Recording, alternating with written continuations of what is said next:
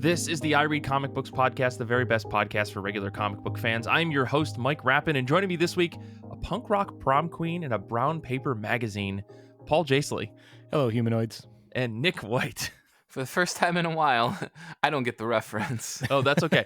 For some reason, as I sat down to write my notes for today, I was thinking about Josie and the Pussycats, and that song came on. And, everyone should just go search those lyrics, listen to the song. It's one of the greatest songs ever recorded in the early 2000s, as far as I'm concerned.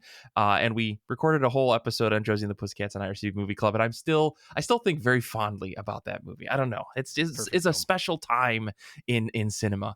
Yeah. But, I'm very excited today to talk about comic books because it's one of my favorite things to do, especially with you two. Last week I said the boys are back in town. For some reason, that's what was in my head. But before we talk about comic books, I have one quick announcement. We're going to be doing an IRCB episode live on Twitch. We do these kind of every other month, every once in a while. If you're not following us on Twitch, go to twitch.tv/IRCB podcast.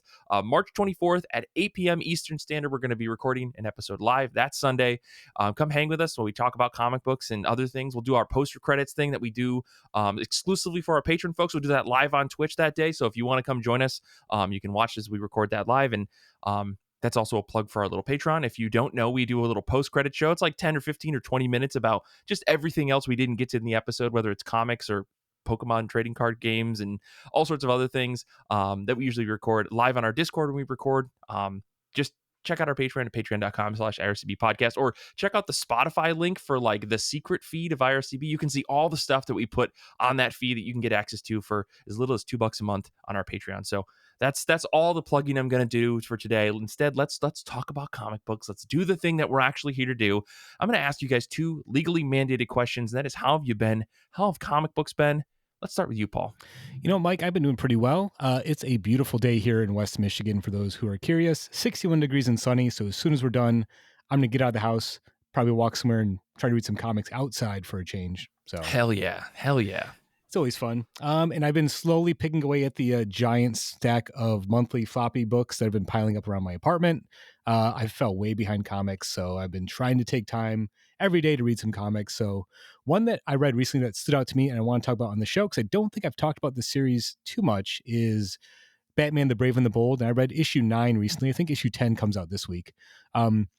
This is a really great series. I was actually kind of surprised how much I enjoyed sitting on a bunch of issues of these and reading them all as a bunch. It's an anthology series. So every time you get an issue, you get like 4 or 5 chapters, and each one's a different story that's being told. And it's Batman's in the title, but it is in the spirit of the old Brave and the Bold series. That's an iconic name for DC Comics. And there's always kind of like a team up book throughout the 60s and 70s. And this is a twist on that, where you get a Batman story, actually 2 Batman stories, and then it could be any other random characters will get a story. And like, for some reason, the past couple issues, it's been the right mix of characters for me. I just really enjoyed every story being told. So issue 9, this was just interesting too, because it kind of features all concluding episodes or chapters of the stories being told. So it's kind of like a nice final point, and then I'm sure issue 10 will like pick up with brand new stories. Nice. The Batman story in here is called The Winning Card. This is the final chapter, part 4, and it's by Tom King and Mitch Gerads, so it looks lovely, obviously. And it's them doing a retelling of the very first Joker story from Batman #1 way back in 1940, whatever. So it's kind of cool to see that modern twist on it. It's a great conclusion to the story. Batman actually tells a joke, which I think is hilarious in it, and it's a joke that is kind of bad, and like the Joker laughs at it, but everyone else is like, that's like not even funny. So the joke is he takes the Batmobile to like a garage to get fixed up. And he's like, I think it's the battery. And he's like, the mechanic stands around with the dumb fit look on his face. He's like, all right, you got me. I don't know what a Turi is. Turi. So anyway. Boo, this Batman. Boo. So anyway, sorry, spoilers for that hilarious joke in this story. But it's funny. So like, obviously it's a Batman story, so I love that. The other stories in here I really enjoyed. One is a Wild Dog story, and again, if you're gonna do a deep cut DC character, Wild Dog is like the bottom of the barrel, but I love it because of that. So if you're not familiar with Wild Dog, just do the Google search, look at it. It's basically if the Punisher was created by DC Comics in the mid 80s, and that's literally what Right. Wild Dog is. And this is written by Kyle Starks with art by Fernando Pescerin. It's a really funny story. Kyle Starks is kind of a perfect fit for this kind of character. He's kind of like a schlub, vigilante type character, and there's a lot of humor about that. It's set in Davenport, Iowa. It's not a major like city. There's all these sort of like Wild Dog is, they kind of acknowledge this is like a low like C-D list character, but it's a really fun story because of that. There's actually a whole like riff in the story where, like, if you look at Wild Dog's costume, he's got the hockey mask on and he's wearing a jersey of a local like university football team with the dog on it. He gets served with a cease and desist order by the university. It's like, you can't wear that because you're a vigilante. So that's a running joke throughout the story. It's him trying to find a new logo. It's really funny. Oh, that's great. You get an Aquaman story, and not just an Aquaman story. It's written and drawn by Gabriel Hardman, who's a great artist, great writer. Wow. And no shit. I remember reading it, and right away, it's Aquaman having to fight the Dominators, who were an alien race from the Invasion crossover from the 80s. I remember reading when I was a kid. And in order to defeat the Dominators, he has to go to the Gorilla City and team up with Gorilla Grodd. I'm like, yes, this is exactly the kind of story I want to read. Right? Hell yeah. So again, that's what I kind of like about this series. Like, you do get some deep cut characters, and it is kind of tongue in cheek, but it's also really well done with like great artists and writers on every story. Mm-hmm. I always get curious about like the overlap of rogues galleries, right? Because Gorilla Grodd is typically a Flash villain, right? Yeah. And I don't really know Aquaman's like rogues gallery beyond like Black Manta. So That's like, about it. is it just like they just kind of have to SeaWorld. share everybody because yes, thank you, Nick. Is it just that like they have to kind of like share villains at this point? Other if you're not a Batman villain, you're kind of are just like shared among like the superheroes that are not Superman and Batman. I don't know. Yeah, maybe There's a like a catch-all. villain outreach program where like every month like you get assigned to like Yeah. go spend time with another in another hero's like universe and Right. It's funny. I watched Venture Bros. Yeah. It just strikes me to an homage to like the classic Brave and the Bold stuff from the 60s and 70s that Bob Haney and Jim Aparo did, where like that would be like Batman teaming up with the most random people. It's like Batman teaming up with Commandy, or Batman teaming up with the Metal Men, or Batman teaming up with the Joker. It gets the wildest combo. So I feel like it's an homage to that. I see. And then every issue kind of concludes with a standalone black and white Batman story. So if you're a fan of the Batman black and white series that DC has done over the years, they kind of picked up on that. The one in this issue is called Nor Is It the Batman. It's written and drawn by Bruno Redondo. And it's a good story. It's kind of told from Alfred's perspective about the early days of Bruce becoming Batman and what he has to do to like look out for him. But there's a couple of moments that in this story that I absolutely loved, where it's very early in Batman's career. He's being summoned by the bat signal. He goes to the top of the GCPD headquarters, and you see him like sneaking up behind Commissioner Gordon, but Gordon like knows he's coming. He kind of plays along that he's surprised. You know what I mean? And the same thing happens when he leaves. Like the way it's drawn, it's like Batman sneaking down the side of the building, and Commissioner Gordon can see where the rope is tied on the rope. So it's like clearly he's climbing, but I'll pretend that he just vanished. I didn't. Yeah. He's stealthy. Like little details like that was like I thought was a really funny twist on the scene that you've seen in every Batman story. Mm-hmm. So it was really fun. I think this is a great series. Like I said, if you want sort of like a variety of stuff, it's cool to see one of the big two kind of commit to an anthology type series. So yeah, I'm excited to see the new stories in issue 10, but issue 9 was fantastic, I thought, across the board. Nice. Yeah, like you said, it's good to see that there's like an anthology series like this out there. I think like Harley Quinn, Black, White, and Red that they did was also kind of in that same vein. I really like that just because you got to see a million people trying different Harley Quinn stories, but it was issue by issue rather than multiple stories broken up, which I think there's like some benefits and drawbacks of both of those formats. But this sounds really cool. This sounds really great. Nick, what about you? How have you been? How have comic books been? Like Paul pointed out, it's a beautiful day. I think it's up to like 65 over here, and some of the flowers are blooming. And after the show, I might go outside, but also I have Paramount Plus, so I think maybe another episode of Deep Space Nine instead. Okay. We'll see. I wasn't sure where you were going with Paramount Plus because I feel like there is no big selling point unless you're a Trekkie. That's about it. Like Paramount Plus has like Beavis and Butthead Mhm. and Star Trek, and if you're a Ninja Turtles fan or a SpongeBob fan, then it's a great place to be. And Okay. I don't know. I Okay. don't have anything more. You're Paramount really, Plus. really selling it. Thank Yeah. you for the sponsorship, Paramount Plus. They do not sponsor us. They do not sponsor us. But yeah, otherwise this was the opening weekend for Formula One, which for the first 2 weeks is weirdly going to be having races on Saturdays instead of Sundays, which was fine because normally the race is on Sunday, and then I just get all pissed off and angry at the results and just roll straight into my work week, mad. Look, I've realized now because of Formula One, I'm more familiar with the Dutch national anthem than the American national anthem. Um, I don't know the words, but I am pretty certain I could hum that song in my sleep. Okay. So minor spoilers for those out there wondering if this year is gonna be different. Uh, Signs are pointing to no. Yep. Uh, This is way over my head. I don't Yeah. know. Look, But look. I'll make this very simple. Max sure. Verstappen won. Minor spoilers, shocking spoilers. I don't think anyone does sports betting on Formula One because it's the same goddamn result every week right Hmm. now. Hmm. People be like, "Oh, what do you think about when Lewis Hamilton was winning all the time?" Look, I wasn't watching at that point, so it doesn't bother me. I mean, at that point, you're probably just doing bets on like who's going to come in like second to last, right? Right. That's like maybe the most risky, I don't know Who's kind of gonna bet. DNF? Who's Right. gonna crash? Right. Right. Uh-huh. Right. Betting on people's lives. Yeah, that sounds Yeah. freaking awesome. When Anyways, you put it like that. Uh, Nick, what comics did you read? yeah. So thank goodness I got into some comics as well. I sat down and I read Phantom Road 1 through 9. Wow. Nice. This is written by Jeff Lemire, art by Gabriel H. Walta, colors by Jordi Belair, letters by Steve Wands. Yeah, I actually did it.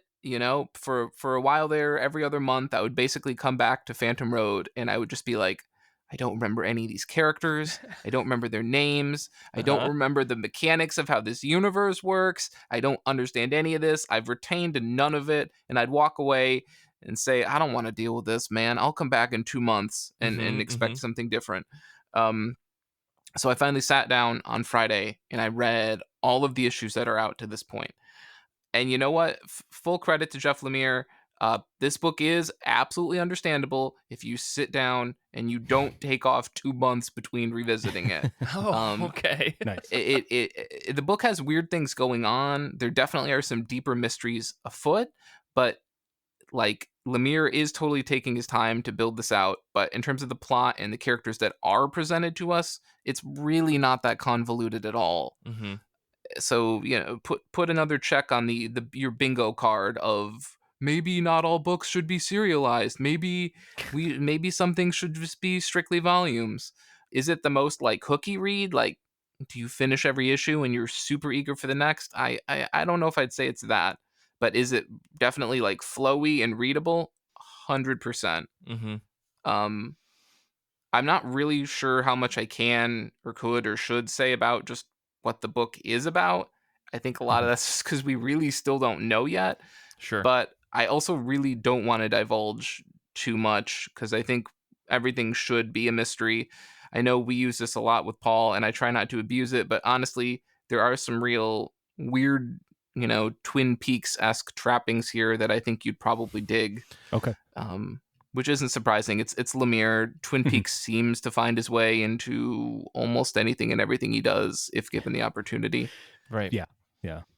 But it is kind of like I feel like we can safely talk about kind of like mostly what's happening at least in the first issue, right? Because I feel like Phantom Road is a kind of questionable like what the hell is going on here s- story about a trucker and another woman, Right. and they somehow end up in this I don't know, shadow universe on top of our own universe where there's these weird faceless monsters things that are absolutely terrifying, and they're Yeah. trying to figure out what the hell is going on. And I think in subsequent issues they continue to try to figure out what is going on without much success. Like, I think that's the safest way to describe this book. And that's the funny thing, because it's like most of the time you'd be like, well, this is what I can share, but I don't want to spoil the rest. And with this book, it's like 9 issues in. This is all I can say for sure. I can't speak to anything else. Yeah. And All right. but 9 issues later though, you're still interested and hooked on the series, right? And maybe Yeah. this comes with like, us, because I'm in the same boat. I think last I read was issue 7. Like, we have this kind of trust with Jeff Lemire that he's going to do something that's going to be interesting by the end, right? So we're giving a lot of like chances and a lot of like, I don't know, we're giving him a lot of like slack on saying, well, I don't really understand all of this, but I feel Right. like it might pay off, right? Right. And of course, he's, paid his dues with Image to the point where he can get away with more or less just Right. letting it turn into whatever it needs to turn into. And Mhm. I think what threw me, and I guess this is like the one tip I would give for other readers who maybe haven't started or haven't gotten this far, but like there's a point where you sort of shift perspective from the truck driver and his partner to this FBI agent that's sort of investigating, more or less, investigating the two of them and these weird creatures that are showing up, dead alongside the highway. And when that character gets introduced, a whole cycle of characters that surround that FBI agent also get introduced. And if you Mhm. don't really start paying attention to that circle of individuals, like forgetting all of them and sort of they can really complicate things if you don't stay on top of that. So that was Yeah. kind of the point for me where coming back every other month just became kind of insurmountable. Sure. Yeah, Paul G in the chat is saying that Lemire has said that Phantom Road is something like 50 issues. So, God, um, sure. But honestly, it's beautiful. It's weird. mhm, Much like most Lemire works, it's pretty sad. And you've got fleshed out characters, but they're fleshed out in terms of how much trauma they've experienced. mhm, Which is a good segue. To point out that this book does involve such mature themes as drug abuse or addiction, mhm, dealing with the loss of a child. These aren't like ever present in your face kind of like HBO season 1 syndrome where it's like we're Mm. mature and we demand to be taken seriously and here are the tough things we're going to tackle. mhm, Mhm. mhm. Some of these are more just hovering in the background, but they are there, and I do want to warn readers. And I think most readers who have read Lemire understand that he's not afraid to tackle these subjects, and they do come up, but they are handled pretty respectfully. So it is worth pointing out that some of that stuff is also in this work. So Gotcha. Hmm. Yeah. just be aware. I'm curious. Again, I go back and forth on Jeff Lemire stuff. Like some of it I like, some of it doesn't work for me. But I like Walta's art enough to give this a shot. Yeah. Mhm. And I just recently started my annual Twin Peaks rewatch, so I'm in that mindset already. So maybe a nice Okay. Yeah. connection It, there. it definitely has that Twin Peaks feel of stuff that's weird that just doesn't feel obligated to explain itself. Which That's my I feel favorite like part. modern yeah, that's it's the best, right? It's the best. And I feel like modern comics especially where it's like you have one issue, maybe 3 issues, explain everything or you're a failure. Mhm. Yeah. Right, that mindset just seems pervasive. And so things that are like, yeah, I'm not going to explain this.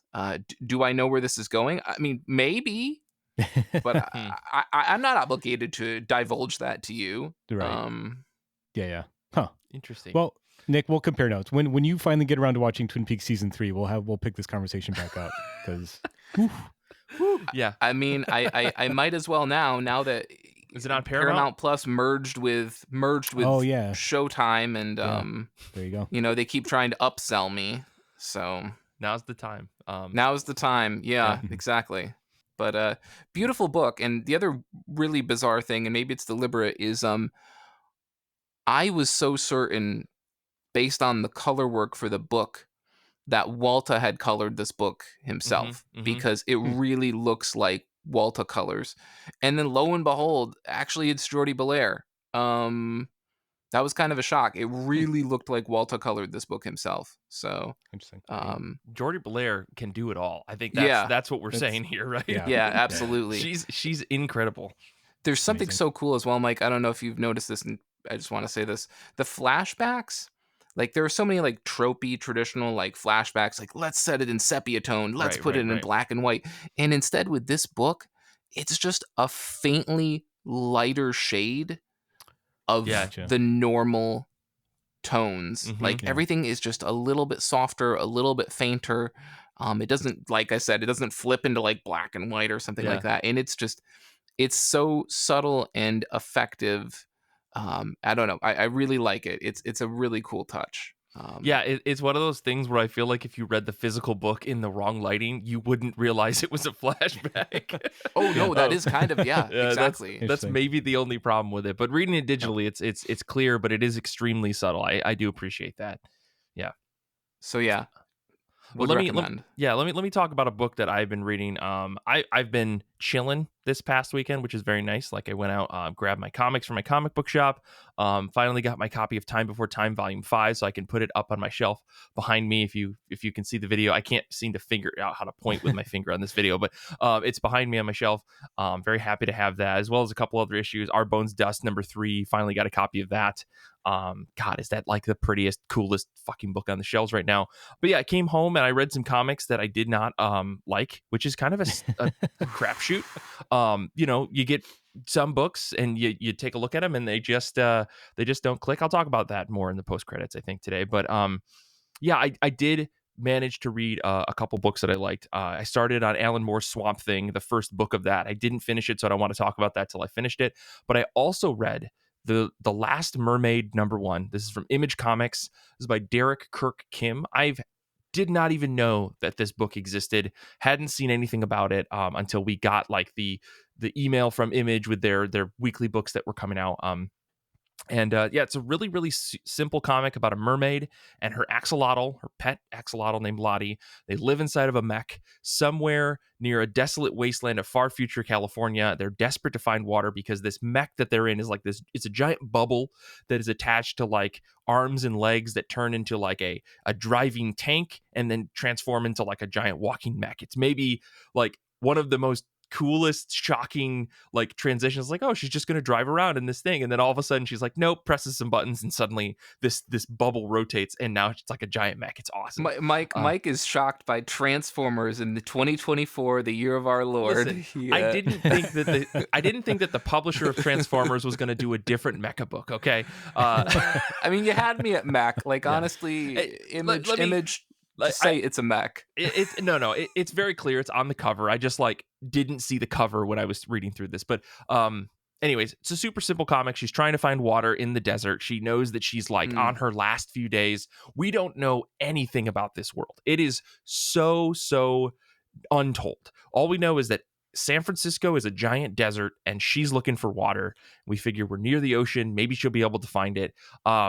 I don't want to spoil the whole book because it's extremely simple and it's so refreshing to read a book that isn't trying to like subvert some kind of trope about like a story about a person trying to survive. Instead, this is just this mermaid woman. She's trying to survive. A couple things happen. The book ends on a big cliffhanger. There's a mysterious figure in the background. It's like there's really not a lot to this book, but I think the thing that I appreciated the most, there's no caption box. There's no thought bubbles. It's really, really visually told. Like, yes, this mermaid character, she talks to her pet axolotl a little bit about, oh, I need to get water. Oh no, we're on our last legs. Don't worry, buddy. Please, we're gonna be fine. But on the whole, there's not a lot of dialogue. So this book, you fly through it and the art is super gorgeous, right? I love not having to think about what was going on in this book because the visual storytelling is so clear and crisp. Like Kim's art is very fantastic. It has like this almost airbrush quality to it, which makes the entire story kind of feel dreamlike or like softer than I think a lot of like dystopian, awful Yeah. future books tend to be. This book has like a really light touch to it, and it's all because of Kim's art. So I really appreciate like the look of this mech that the mermaid is in, like the sand dunes cartoons. Like at one point we see the Golden Gate Bridge kind of like rusted and broken. Everything just looks, while it is like solid and structural and there's rocks and all this other stuff, everything still just has this soft feeling to it. I really, really like that. The colors are great. There's a lot of really cool contrasting things like the mermaid, her mech, her axolotl. They're all like blues and greens, very like oceanic colors. And the rest of the world is like this harsh yellow, browns, oranges. So like there's this really nice contrasting thing that's going on. But yeah, at the end of the day, we get like zero answers as to why this story is happening, what's happening at all in the book, why the world is like this. And I think that's like 3/4 of like the thing that drew me into the end of this book was like, I didn't know what the hell was going on. And that's a great hook to keep me reading. So I really want to check out number 2. So if you're looking for something that's like very straightforward, very simple, I think The Last Mermaid number 1 is exactly the kind of book that you should pick up. It's nice and easy. And it's like no frills, just good comics. I really appreciate that. Nice. Mike, you described a couple things with this book that made it sound a little all ages friendly, but also it's from Image. So Yeah. I am curious, is this a book that you would say, teenagers and up? Because I mean, it is post-apocalyptic. I don't know how many people Yeah. want I mean, I would what's say your thoughts? that, there's nothing that makes me think this couldn't be all ages. Okay. It definitely doesn't appear to be like it doesn't, at least in the first issue, doesn't seem to cover anything that's super mature. I don't think that it's aimed at all ages, but I don't see Yeah. why you couldn't give this to like 13-year-old and they would have no issues with this book. And it feels like the vibe I get from this book in general is that it's kind of like not going to get into like hyper violence or hypersexuality, anything like that. Like very much reminds me of that Chroma book that came out pretty recently, where there's violence and there's action and there's a story there, but like you could give that to a younger reader at like maybe 12, 13 years old, and I think they would get the exact same thing out of it that I got out of it about, like not conforming and, oppressive powers, blah, blah, all the things that make good YA books, but also just make damn good comics in general. So Okay. yeah, I Mhm. appreciate you asking that though, because I think that it's not explicitly stated, but I definitely don't see any reason why you couldn't get this. Again, I don't know where the book's going to go, so who knows? Issue 2 may be like Yeah. Issue 2 hardcore. is where the roving bandits who resort to cannibalism suddenly get rolled into Yeah, it. Yeah. exactly, Yeah. exactly. Yeah. But we'll see. But anyways, Last Mermaid number 1, I enjoyed it. I think it's kind of one of those books that's off the radar for some people, maybe because it's not done by a big name. But I think it's definitely worth checking out. So Cool. let's move on though. Let's talk about comic books that we're looking forward to reading, comics that are next on the top of our pile, new, old, or just something that's maybe sitting in the back of your freaking Kindle library like mine. Alan Moore's Swamp Thing is that one, but I'm not going to talk about that today. But before we get into what we're reading next, I do want to shout out the folks that are hanging out with us on Discord today. We had a lot of people say they got a bunch of books next on their top of their pile. So I want to shout out to Kev, who's reading Daredevil by Chip Zdarsky, Tom, who's reading Yokohama Keidashi Kiku Volume 1, Jeff, who's reading his Chainsaw Man, he's catching up. Kyle's reading Akane Banashi, who's catching up on that. Brian's reading Monthly in the Garden with My Landlord, Volume 1. Kate's reading Hench Girl. Danny's reading Batman 145. A lot of folks reading a lot of really cool, interesting comics. Some stuff we've talked about on the show, other things we've just talked about in our Discord.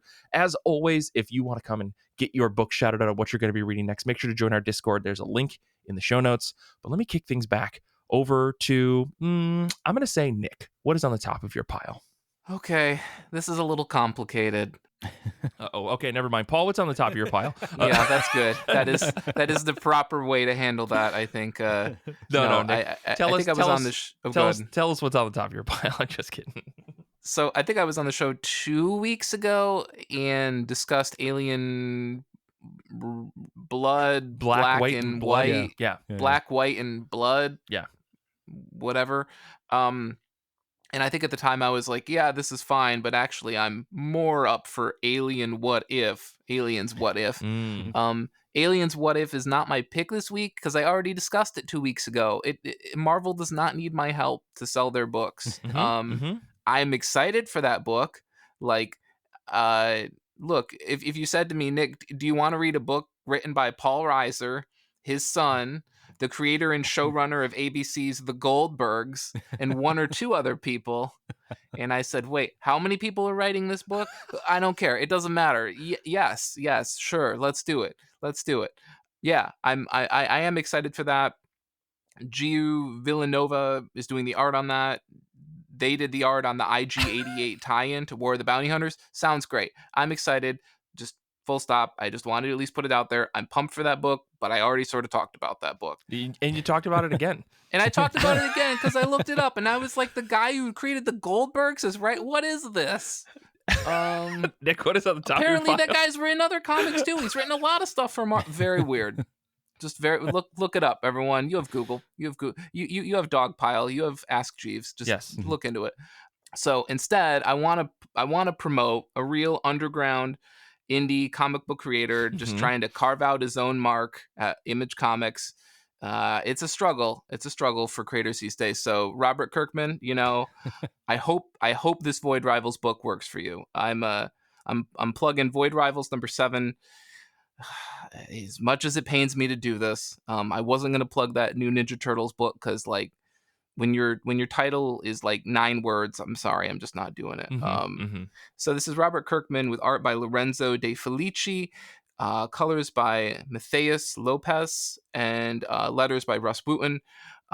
This book drops on Wednesday alongside the very first trade of Void Rivals. So if you have not read any of it up to this point, there's the perfect jumping on point for you.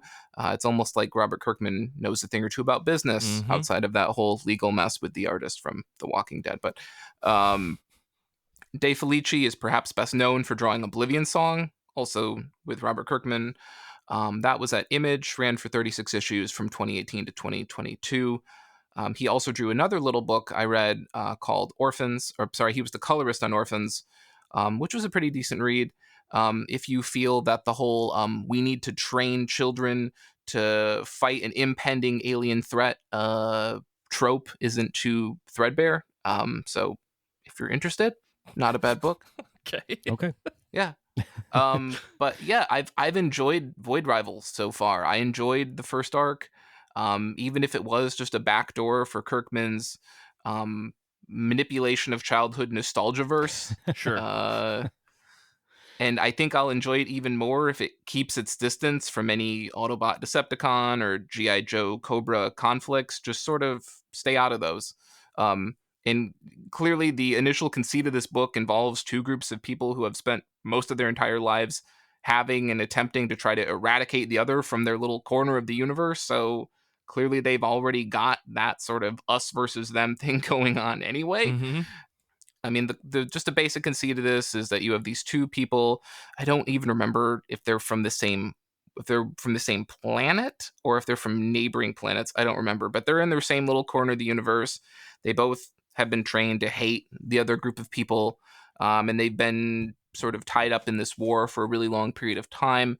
And at one point, this guy from one of the groups and this woman from the other group end up sort of stranded on this little, I think it's a moon, and they have to figure out if they're going to work together and get off this planet or if they're just going to try to kill each other or figure things out. And it's simple, but it's fun. It obviously escalates as they move away from this. Spoilers. They get off this moon and then have to sort of decide what to do with their lives from there. And I enjoyed it. I think it's simple. I love Felici's artwork. I really like that for a book, and especially considering the larger branching universe, that's clearly meant to be targeting mass appeal, that it doesn't really have a big 2 house style going on. It really does feel like it's kind of carving out its own visual identity, and it looks like something that you would expect to see maybe coming out of like a publisher like Europe Comics or maybe like Humanoids. Yeah. Sure. Which imports a lot of Italian comics. So I would. Oh, go ahead. Did you read Chroma? I think De Felici did that book. Because I think you told me about Oblivion Song. I liked the first volume that I read and then never went back to it.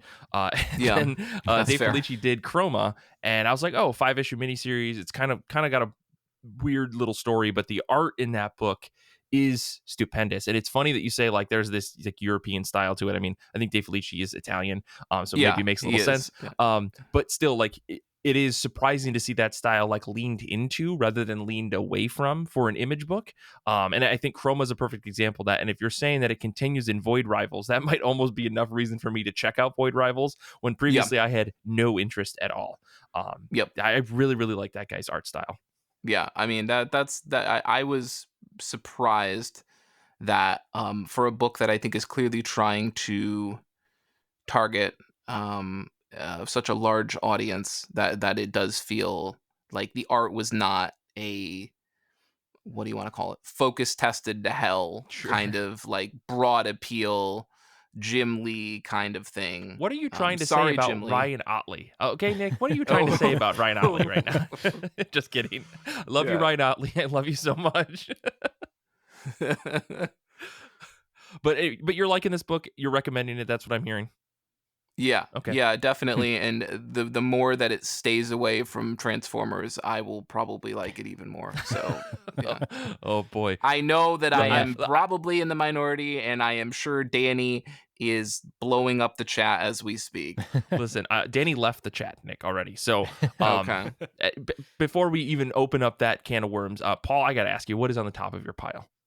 Well, I mentioned I was catching up on books I'd previously purchased. So that being said, I'm reading something I think I bought last time I was at this comic shop, and that is the Best of 2000 AD Volume 5. I've talked about this many times on the show. I think if you're curious about 2000 AD, curious about anthology or science fiction comics in general, you have to be picking these up. They're so well curated. Every volume includes a brand new Dredge Dread story, and this one is by Rob Williams with art by Chris Weston. So again, A-list creators doing a Dredd story for you. Hell We get yeah. a classics Judge Dredd story, and this is The Art of Kenny Who by John Wagner, Alan Grant, and Cam Kennedy.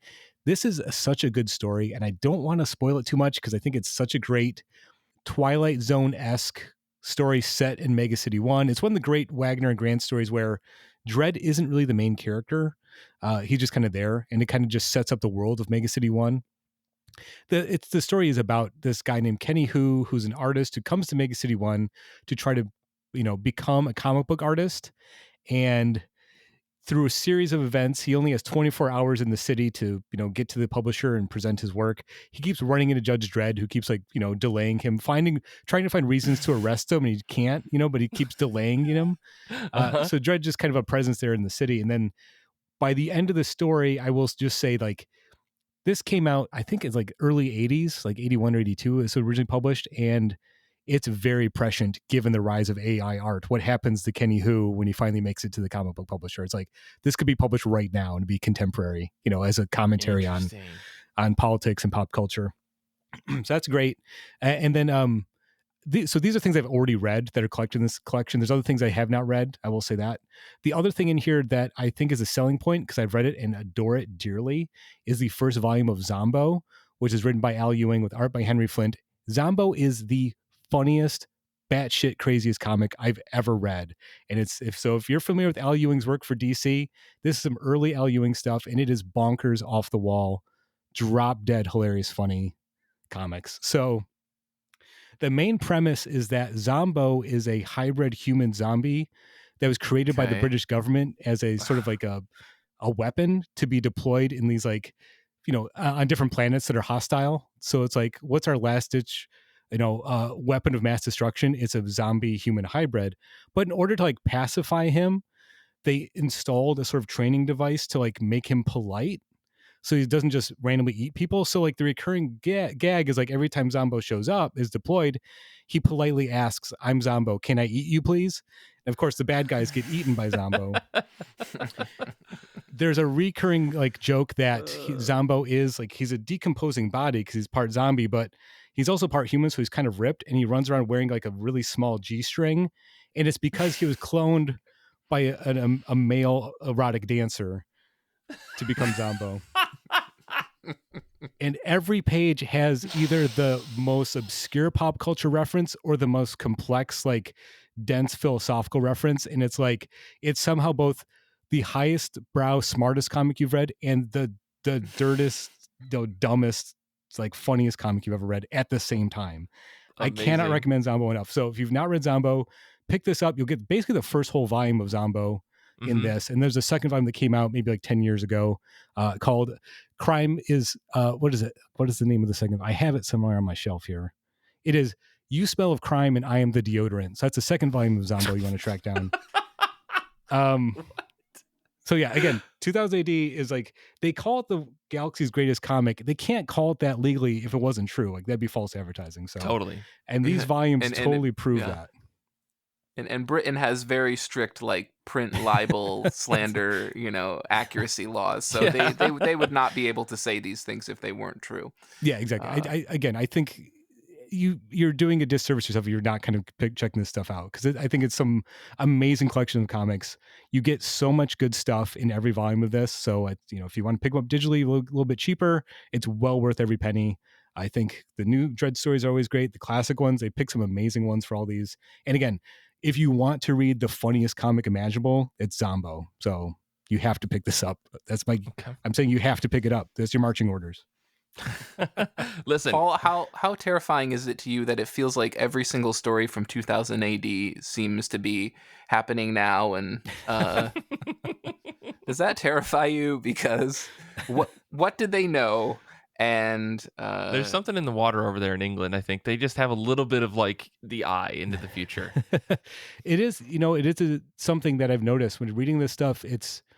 It's the best kind of sci-fi where it's speculative in a way, but it's always social commentary what's happening right now. Like Dread has always been about what's happening in England, and when those stories are being written. So, here's a story about a comic book artist being ripped off, but you can read it because it's set in the future. It's like, oh, that's happening right now. The same things are happening to these artists. They're just facilitated by technology now versus just straight up, lying to people back then. So that story, like The Art of Kenny Who, it's still timeless, even though it is written back then because it's set in a sci-fi setting. Does that make sense?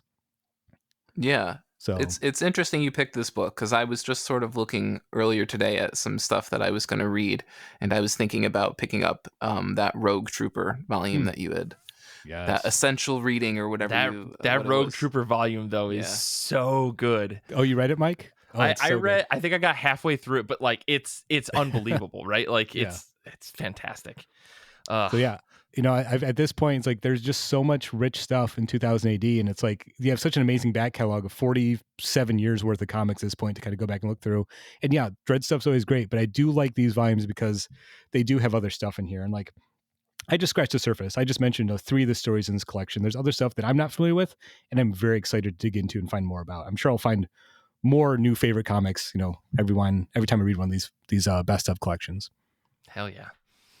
Well, let me talk about a book that is on the top of my pile this week. It was going to be Alan Moore's Swamp Thing because I'm finally doing it. I said I was going to do it last week. I finally decided after 2 trade paperbacks in a row of like 2 out of 5 comics. That's what I rated them. I wanted to read something that would actually like cleanse my palate a little bit. And I got halfway through the volume, but I'm actually got another book that I forgot showed up in the mail, I think on Friday, that I really want to get to. This is Stonehearted by Meredith McLaren. She did a Kickstarter for this book pretty recently. Meredith McLaren, you may know from Black Cloak, one of like the greatest comic books that came out last year. And it's so funny because I feel like I say that so often outside of the show. I always forget to talk about it on the show. So I'm sorry to the listeners out there who may not have heard me say very often that Black Cloak is maybe one of the best comic books you can buy, because it absolutely is. Go check it out. Kelly Thompson, Meredith McLaren, they are doing some stupendous work. Absolutely beautiful comic books. I just want to hold all of them in my hands and look at them all day, every day. So I needed to get more McLaren art in my life. So I decided to pick up her Kickstarter. It's described as a very indulgent 18 plus erotic, or excuse me, not erotic, a very 18 plus romance comic that McLaren decided to put on printed paper. I mean, I kind of know what that means, but I'm excited nonetheless to check it out because it's probably just a very horny comic book, and that's fine. It's like self-described as a fantasy romance comic where smut happens, spicy, explicit smut, but mostly it's 2 people falling in love. And I feel like I may end up getting in a little bit over my head here because I don't really read things that describe themselves as smut very often, because I'm a insecure conservative little boy in my brain, and I'm like, oh, sex, boobies, you know. Is this the package you had to sign for from UPS? No. Mike? No. But so I don't know. I don't really read books like this very often. I mean, I've read books that feature sex and people being naked and penises and boobies and all that other stuff, but never books that are like explicit, like we're all about that. So we're gonna see. I'm excited. It's a big, thick book because I think she's been making this comic for a while online, and now she finally put it together in one collection. But more of her art in my life is not a bad thing. So I'm very, very excited to check this out one way or another. But should be fun. I don't know. McLaren does just has a way with the way she draws things that just like clicks in my brain. Like if you didn't read Heart in a Box, it's another book that she did with Kelly Thompson. Absolutely devastating book, broke my heart in half. And Black Cloak is fantastic. So like this is just more of her stuff in my house, and I'm very happy to have that. So Danny's saying, yeah, possible title books that feature penises. Yeah, maybe we'll see. But I don't know, Paul. Let's kick over to you. We already talked about your book. Sorry, I did things way out of order. I'll talk about Zombo more. I'm happy to talk more about Zombo. Sorry, yeah, I'm all over the place. I got totally lost. My numbers don't make sense in the notes. But anyway, I think that's gonna wrap up the show for this week. Really glad we got to talk comics with everybody. I would say again, check us out on Patreon. We just made some announcements recently. This past month, we do a thing every month where we talk about what's happening in IRCB. Go check that out at our Patreon at patreon.com/IRCB podcast, because it's really nice to just tell everybody what we got coming down the road. Things that aren't normally announced in the show until like the week before. You can get a little bit more notice than that. But otherwise, next week's show is going to be great. It's Kara, Kait, and Kait celebrating Women's Month and discussing some of their favorite comics by and about women. It's a fantastic episode. I've already listened to it. They recorded it a little while ago. It sounds great. So make sure to check that out next week. I want to say thank you to Paul and Nick for this episode this week. Thank you to Kait for proof listening. Thank you to everybody hanging out with us on Discord. Thanks to our good pal Zander. And until next time, comics are good, and so are you.